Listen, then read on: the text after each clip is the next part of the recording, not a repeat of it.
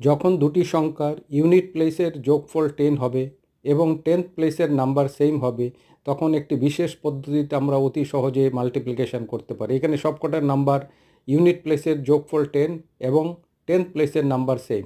সেই ক্ষেত্রে কী করতে হবে, আমরা ইউনিট প্লেসকে মাল্টিপ্লাই করব প্রথমে। তো 9 × 1 0 9 এবং 4-এর নেক্সট নাম্বার আমরা সিলেক্ট করব, দ্যাট মিন্স 5 5 × 4 20। সুতরাং এই হলো প্রথম ক্ষেত্রে আমাদের আনসার। দ্বিতীয় ক্ষেত্রে 2 × 8 16, নেক্সট নাম্বার অফ 5 হলো 6, তাহলে 5 6 যা 30, এই হলো আনসার। এই ক্ষেত্রে হবে 24, 6 7 যা 42,